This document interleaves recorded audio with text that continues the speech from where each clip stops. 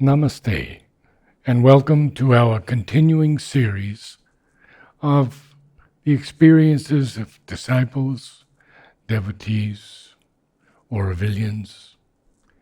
And today, again, we are honored to have Bem with us. Namaste, Bem. I wanted to ask you first about the psychic being, which Mother and Sri Aurobindo have told us is the key to transformation, to bringing it out of these veils that have hidden us from the divine for so many centuries, so many births.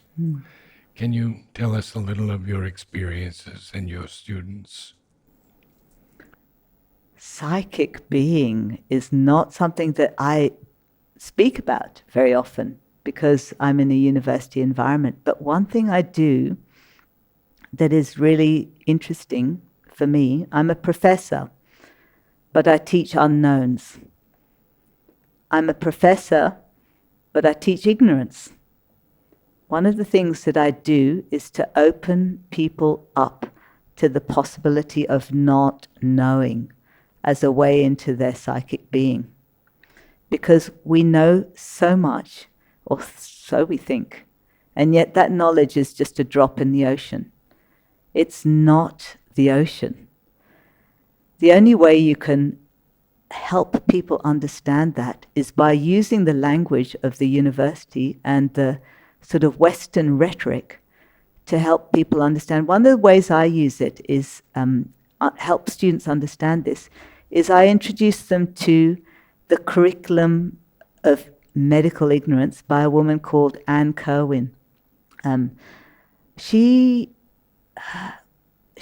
work deeply touched me because she created a taxonomy of unknowing, how we don't know, a taxonomy of ignorance, if you like. And she used it for medical students because doctors have to be 100% reliable, know the science in order to heal you. Otherwise, you're going to be absolutely worried about putting your body and faith in their hands. So they have to come across knowledgeable. She created this curriculum that would help doctors manage their ignorance, because their knowledge as well is just a drop in the ocean. Consciousness, all the things we don't know about the body. How do we manage our ignorance in a professional setting? That was her agenda. And the universities are all about professional settings, preparing people for the world of work and service. So she created this taxonomy where there were unknown unknowns. Let's start with first known unknowns. Known unknowns are things in discovery that, with Parkinson's disease, presumably, we know A, but we don't know B. We still need to discover B. That's what a known unknown is. Then there were unknown unknowns, which is the deep self. This is the psychic being that you're talking about. The unknown unknown. How can we know what we do not know? I mean, there are ways into it. So the other way that in part of this taxonomy is the known unknown. All the things that we know but we don't, tacit knowledge, intuitive knowledge, the knowledge that we don't give credit for, or we don't want to say, this is how I'm knowing, because I'm not allowed to say it's my instinct. I'm not allowed to say it's my psychic being. I'm not allowed to say that I've got message and it's so we say it's a known unknown. We know it is known. It's not the unknown unknown. Unknown unknown is the deep discovery that we're on, that we are all revealing, like revealing a big story in a big way around transition and not knowing what the transition is that we're going into, but also revealing ourselves in how we engage with that. And one of the ways that is very easy to engage the unknown unknown is through a creative practice. So for me, it's communication. For me, it's writing, it's storytelling, it's engaging very intuitively in this practice that is, like I say, channeling, being a secretary for the imagination, for whatever energy is coming through, whatever you're channeling. There's that psychic being that is allowed to have a voice. One of the things I love about writing, and I teach all my students, is that writing allows you to say the unspeakable. A lot of the things that people don't say in every day. So I'm not really interested in common knowledge or common sense. I'm much more interested in uncommon sense. And I think it's a big journey of trust, and it's a big journey of attunement. So teaching my students attunement is something that I was telling you about we did in the garden today, in the beautiful gardens around Matramanda that you're looking after, the whole idea of attunement. So I use theory, because theory is a very good way into the expectations of the academy in a field as big as psychic being and a different way of knowing. So using theory, like Maxine Green's theory, walking around the gardens. Maxine Green, who's a very well-known transformative educationist, passed now in New York, has an institute, Maxine Green Institute. She said that, so I was trying to teach them about attunement. So I used her theory, which is around aesthetics. And beauty is so important in Oroville. It's so important in the ideals of the mother. So beauty, aesthetics. Maxine Green said the opposite was anesthetics. So how do you not kill off your senses? How do you enliven them? How do you attune to what's happening in the space around you through silence and connect with each other in silence? All of that is work on what might be described as psychic being, but without describing it always as such. I'm quite out of the closet now, by the way. I tell people I'm interested in spiritual innovation. That's my only interest. I run a degree in innovation, but I'm not so interested in technological innovation. I mean, I see that as part of it all, if it can be useful, but not technological triumphalism. I think it has to start with the inner work. So there's other people doing this kind of beautiful work in the world, and that to refer to, like, inner development goals that are now matching the United Nations development goals, and work that is being adopted from other universities all around the world. So it's a growing movement. It's a transformation movement that more people are aware of because they can see there's a need. So one of the things is there's a story of self, there's a story of us, and there's the story of now. That's a framework Marshall Gans uses. When I do work on the story of self with students, that's work that allows them to tap into that transformative knowing, being. The story of us is an expansion of that. That's the unity project. How do you connect with others as well as yourself? I use the image of a two-way telescope, way of looking out into the world and the way of looking at self as a research paradigm, which creates all kinds of beautiful results, because research in a university is often, I've got to be the objective person who knows nothing. It's not about me, it's about them. Well, actually, when you're doing transformative work, and I'm involved with this group called Action Research for Transformation, you can't exclude the self. We know that the self is part of it and has to be transformed too. So that kind of research, understanding being, and then connecting that being to self and others, and then once connecting with others, the action that can come out of that, the impact you can have. So I'm really interested in impact of the transformation. I don't think it's, and that's through service, that's through seva, that's also through thinking big. And one thing is thinking bold. Mother had a bold vision. Oh, yes. It was awesome. She had a bigger vision than most people have. She was so far ahead of all of us. She was so far ahead. But why aren't people taught to think big? So one of the things that I do with my staff and my teams is we've transformed this idea of a safe space for learning, which is quite conventional.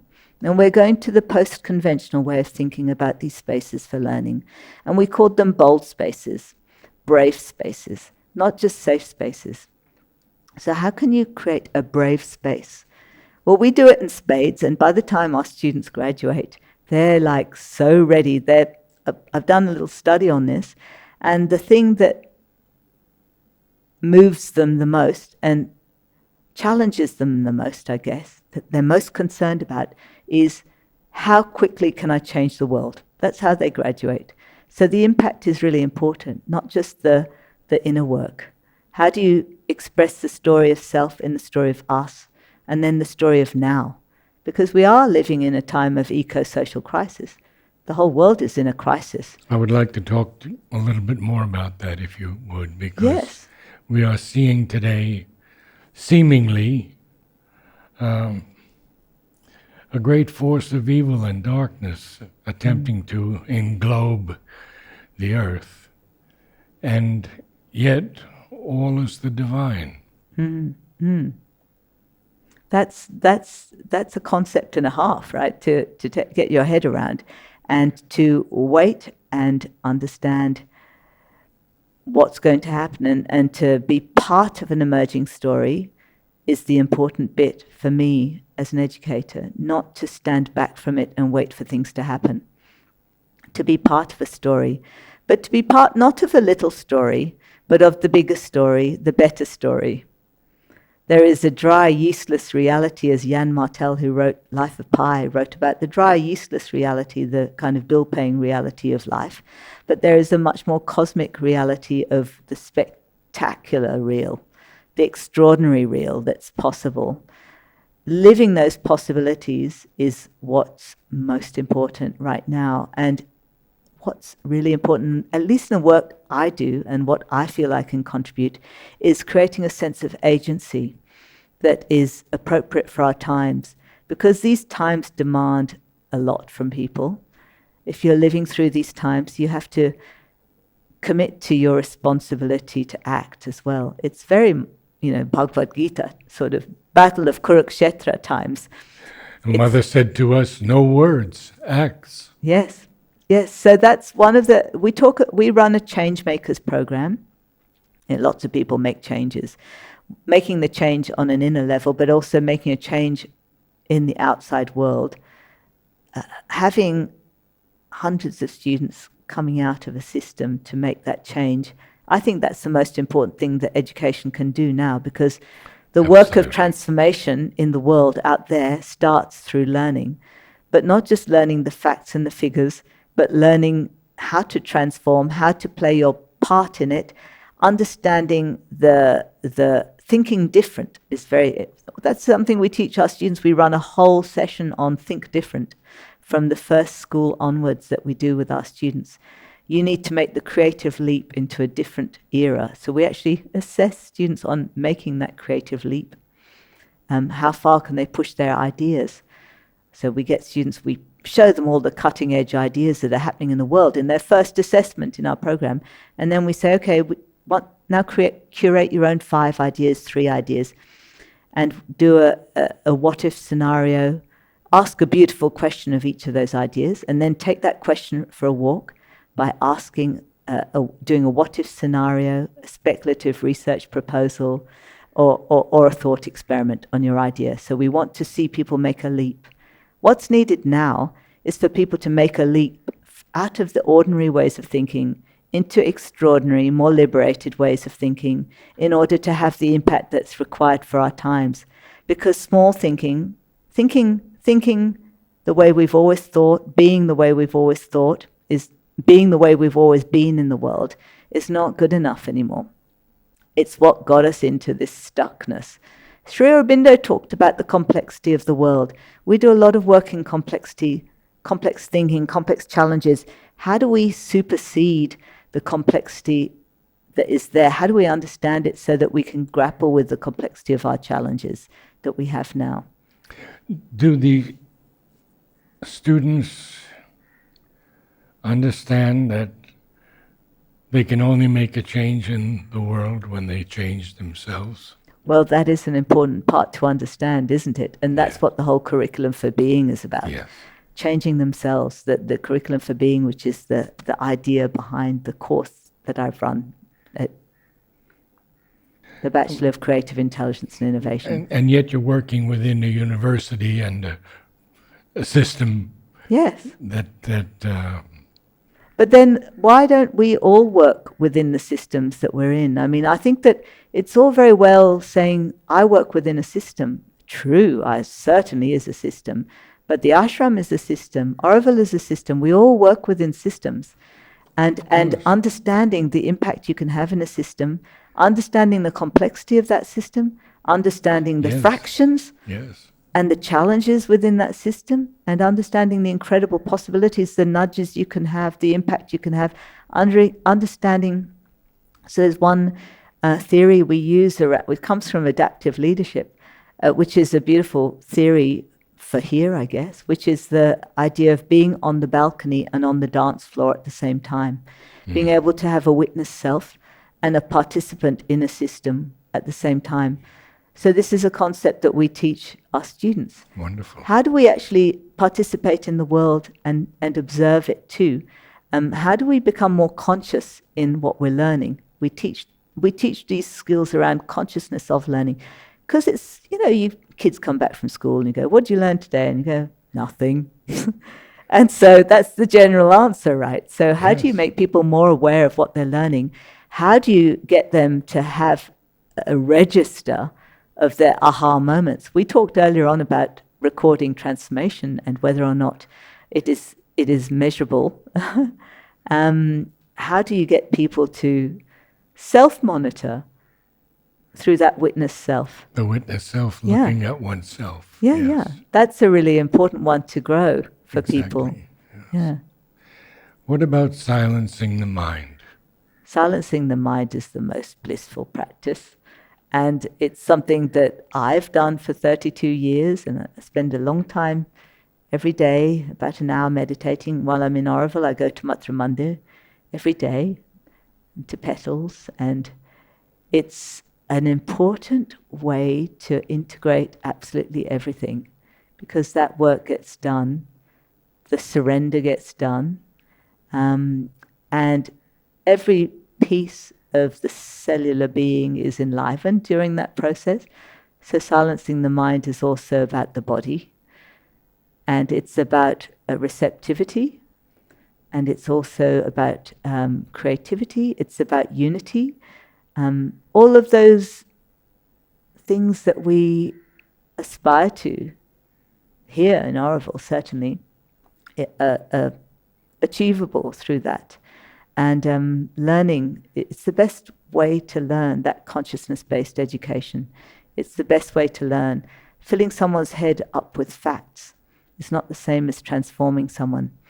The old adage of, it's not about filling a bucket, but lighting a fire, education. Have you had the opportunity to read The Mind of the Cells? I haven't, no. But it's quite a book. It's Satprem and Mother's speaking to Satprem on her work of finding a mind in the cells themselves and working on transforming those cells, which she said that anyone in the world who was open, once she transformed her cells, would immediately get that transformation.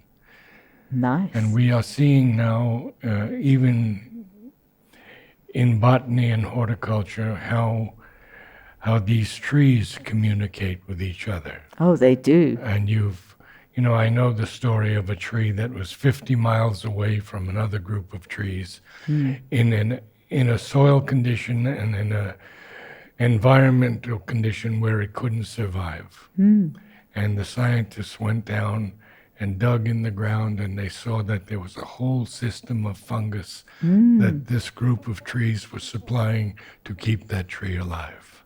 So that's the unseen world. That's the unity consciousness in nature. So one thing that I like to do, I think I mentioned to you, the Beyond Human Unity project. How do we connect? I think in a time, you said, how do we deal with this time of eco-social crisis? The self, the silence, all good. But also, how do you connect with the non-human world? Becomes such an important mission. So the Human Unity Project, we connect with our collective, we connect with the bigger Oroville community in the studio that we run, the Oroville Global Studio. But then connecting with the non-human world is also one of the transformative markers that we've seen on this studio. Our students all get it, they all mention, they all talk about the nature, the beauty, the place, and the impact of them on the experiences that they're having here. And having that surfaced, naming it, being able to anchor it and recover it in a city is the biggest challenge. Being out in nature, so much of nature we've destroyed in Oroville. Hopefully they'll preserve their nature, certainly in the gardens they will, but there's been an incredible greening project going on in Oroville over the years, and it's a spectacular version of what's possible in greening a desert. I guess you felt the difference in the weather in Oroville and Pondicherry when you come in at night, how the cool weather comes in just as you enter Oroville because of the green belt. Yes, yeah. When I started the Matrimandia nursery, I used to grow thousands of trees a year in little plastic bags and give them to the green belters. Oh, And now some of those trees are 80 feet tall.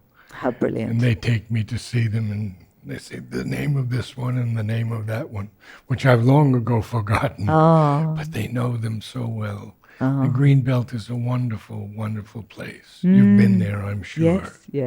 Yes. So, yes, this contact with the earth is extremely important in the integral yoga. It's so important, and I think that going back to your question of Mother and Sri Aurobindo, Mother, Divine Energy, Earth, they're all the same. They are. We can't live without it. We have to be part of it. And isn't it more beautiful to be part of a wonderful Earth than, I come from Australia where the beaches are just pristine and they go for miles. Going to a beach where there's litter in India is a little bit soul destroying.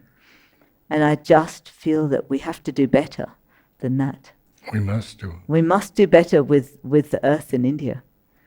Sri Aurobindo tells us that the earth is the spirit's manifest home. Yeah. And one can go into nirvana and escape from all of this. But he says, no, you have to come back, transforming the earth, so there can be a life divine on earth. It's very only one who's ever said that. That's profound, isn't it? Tell me a little bit about your storytelling. Storytelling.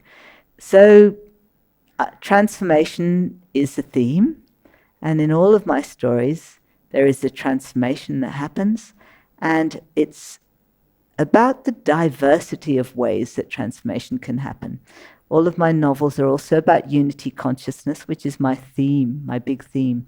So, for example, my first novel is called The Seduction of Silence, talking about Sri Aurobindo and silence and renunciates. That novel has the two extremes, the seduction and the silence. And it's a pendulum that goes between the two. And it tells 100 years in an Indian family. Because I'm half Indian and half English and Australian by choice. So lots of the stories that roll into family stories in that first novel, The Seduction of Silence.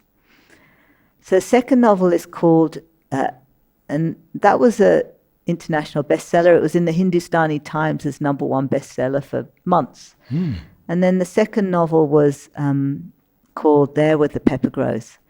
And it's the story of a Polish Jewish family that come during the war to India. They arrive, first they crossed Russia on the Trans-Siberian Express.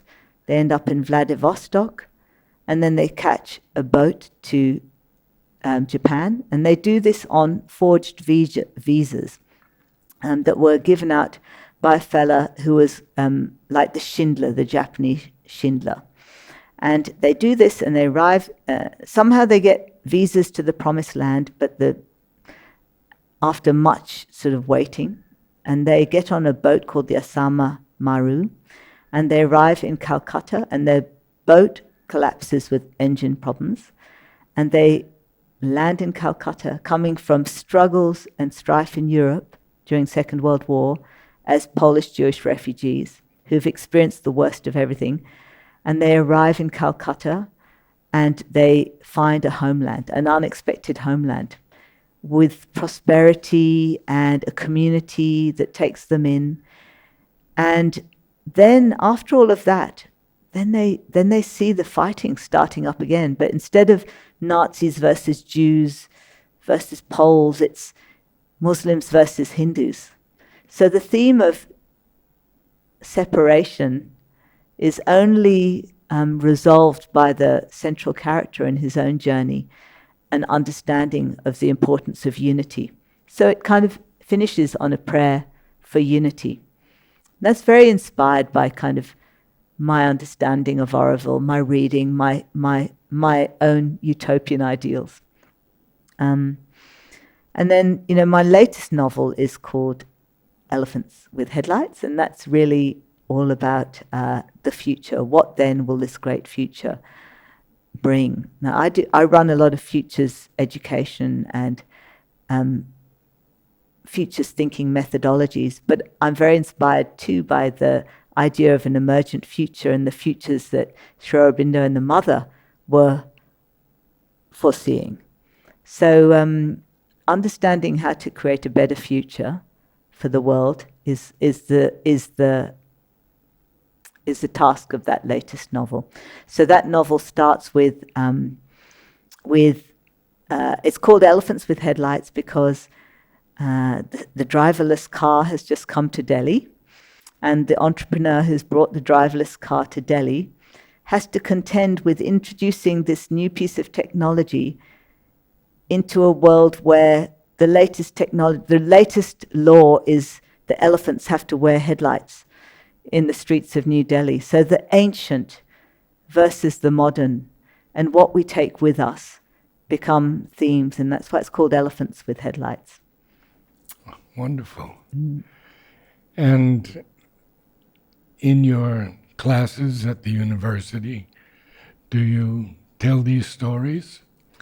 I tell a lot of stories. I don't always tell my novels. My novels aren't on the reading list because I don't want to privilege myself. Students seek them out if they're interested. I tell many, many, many, many stories from my life. I tell stories from the work of others, tell stories from Oroville, tell stories from various traditions. And I think it's very important too in Australia. We live on unceded lands that are Indigenous lands. So the Australian Indigenous people, telling their stories is really important too. And one of the things about their stories is that they're all about unity. They're about relatedness.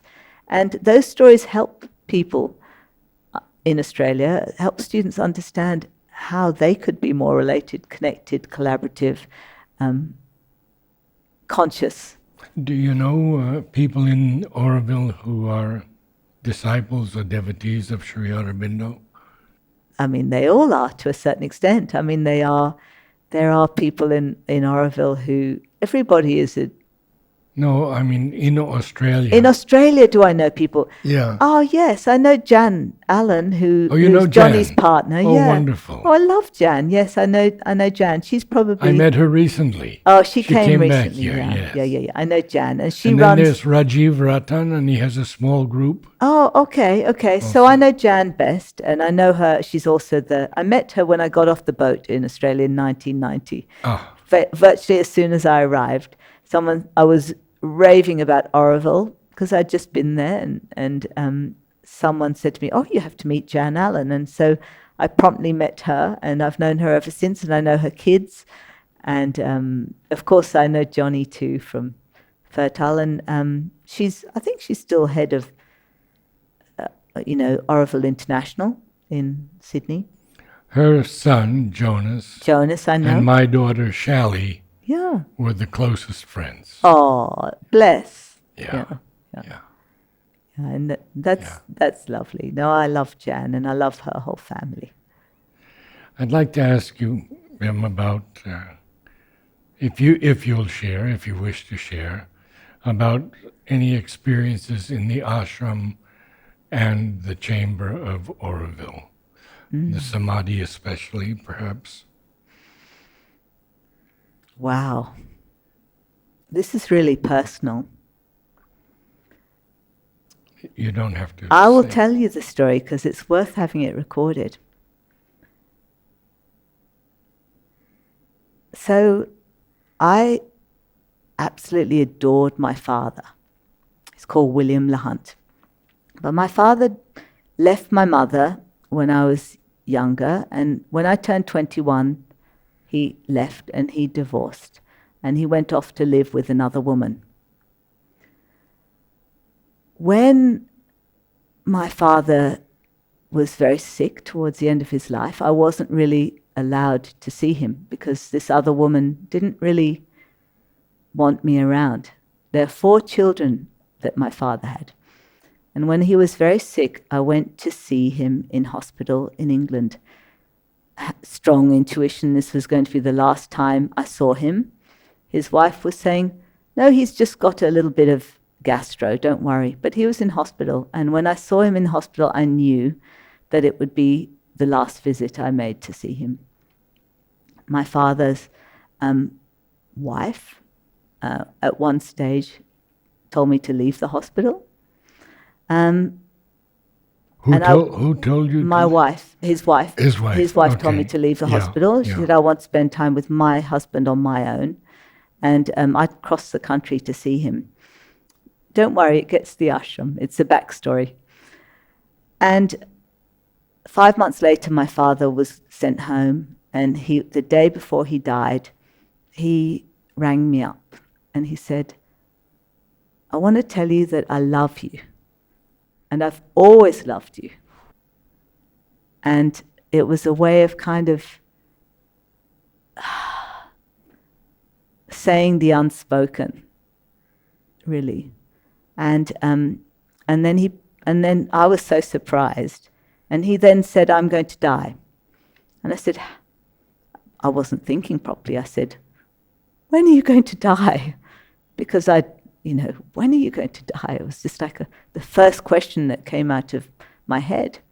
And he said, tonight's as good a time as any. And I went, wow, okay. And I told him I'd always be devoted to him, and I was so grateful. And we had a lovely conversation. Anyway, he passed away, not that night, but the following day. And he had a funeral that I wasn't invited to. So we had, and I wasn't allowed in his house afterwards where it was taking place. So we had a wonderful man, Ramachandra, who did a funeral for us in Australia. My mother was staying with us at the time, and she'd lost her husband. She's Indian. That was her husband. So we did a funeral with my mother there, my sister, myself, all of his grandchildren. Only one person of his immediate family, like my brother, out of 4 of us, was at his funeral. So we had to do our own thing. And in India, because we sent him off in an Indian way, in India you celebrate the release of the soul 1 year after your father's death, or anybody's death. So that's the tradition. Well, 1 year after my father's death, I was at the ashram, and I went there purposefully that day to say goodbye to my father, I guess. But how do I say it? I mean, you asked the question about psychic being. At that ashram, I get downloads of it. And I had the most incredible, I spent hours there. And that's what I love about the ashram. What I mentioned earlier, the idea of a divine male and a divine feminine. It's like it was like I had a kind of experience of the perfect family, which I didn't, my parents weren't perfect together. They had a divorce. So I had the most extraordinary sort of farewell to my father. Yeah. And that was my most, and the first time I ever went to the ashram were my most powerful times there at Samadhi. And then also a powerful connection to Sri Aurobindo through that process as well, which was an incredible experience as part of that story of saying goodbye to my father. Yeah. Matrimandia Chamber. Matramanda Chamber, you want the downloads at Matramanda Chamber. Oh my goodness, my Matramanda Chamber. Where to start, really? Because I told the story of the first time I went in there when it was made and I couldn't walk in there because I'd seen it just as a concrete staircase and meditated at the top of a concrete staircase. And then going in there for the first time, every cell of my body was vibrating. It was like with the air you could feel on your skin, with the place that I was being taken to, with the intense connection to everyone sitting in the room next to me. It was the most extraordinary unity consciousness experience of place that was really profound. But then every day I go there and it's a practice and so I can only tell you of Matramanda, like the latest download I got this morning was just so much about my next steps at my university and what I should do next. And it's just like clear, bell, crystal, like having a conversation with, the divinity. Yes, that's right, within. That's how it is. Yes. And I think that the place is extraordinary for me. Not everyone has that experience of the place. And that's fine. Sure. Some people have a more incredible experience under the banyan tree, which is fine. Yes. My students often say, oh, I couldn't get that experience in the chamber, but my goodness, when I went and sat next to the tree, it just all happened. So that's the sort of beyond human unity piece that I feel is very powerful as well. So how to describe that Matramanda experience? It's the most quiet and blissful meditation. It's a meditation concentration, as it's called, where you can ask questions and get direct answers. It's a place of incredibly. It's a place of such stillness and such bliss and love. That's what I get from the chamber, which is why I go every day. Yeah. Have you developed an inner seeing?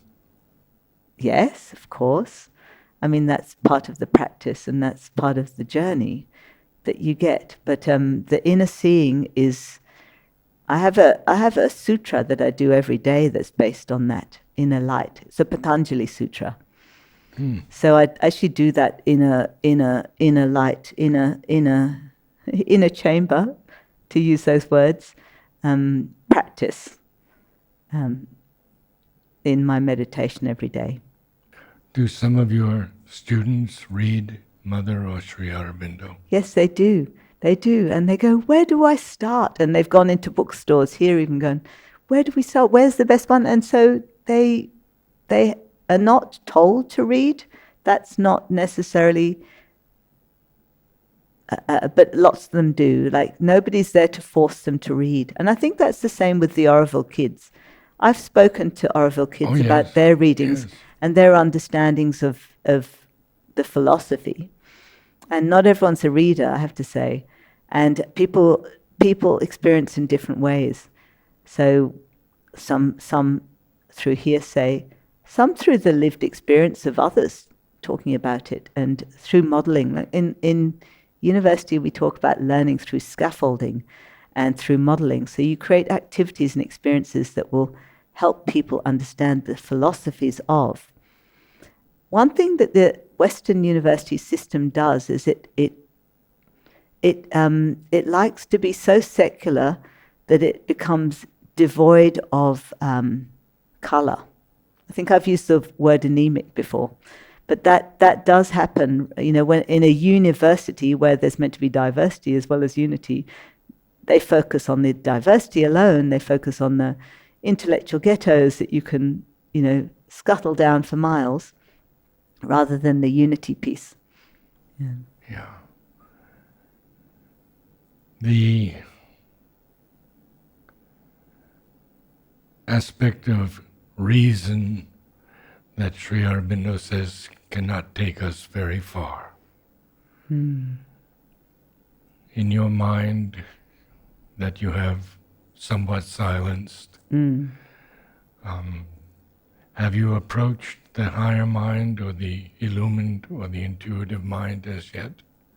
Yeah, I think I have. And you know what? I think a lot of our students have. I think that this generation, they have a word. It's woke.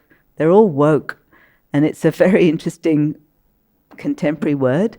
But awakened, like how do you awaken to the idea that we're not going to get there the same way that we've been getting there in the past?